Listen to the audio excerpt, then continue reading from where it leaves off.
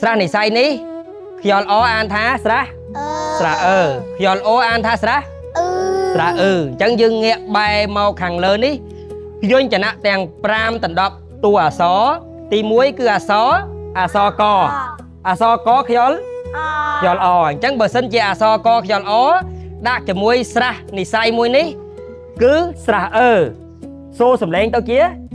អញ្ចឹងកអីកស្រអើកហ្នឹងហើយកស្រអើកខខ្យល់អខអីខស្រអើខកខ្យល់អូកអីកស្រអ៊ឺគឺហេតុអីមិនកស្រអើកវាខ្យល់អូហ្នឹងអញ្ចឹងកអីកស្រអ៊ឺគឺ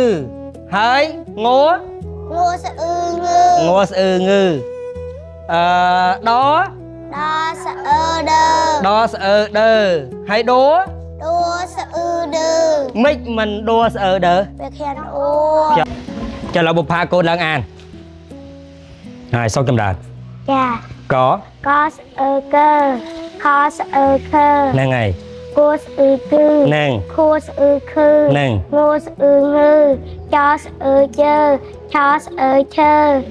ជួស្អ៊ឺជើមិនជួស្អើជើវាខ្យល់អូហ្នឹងកន្លែងនេះបាត់ចេះជួស្អ៊ឺឈឺហ្នឹងញូស្អ៊ឺញឺដោស្អើដើផាស្អើថើដូស្អ៊ឺឌឺធូស្អ៊ឺធឺហ្នឹងហើយឡាស្អើណើអង្គុយចូល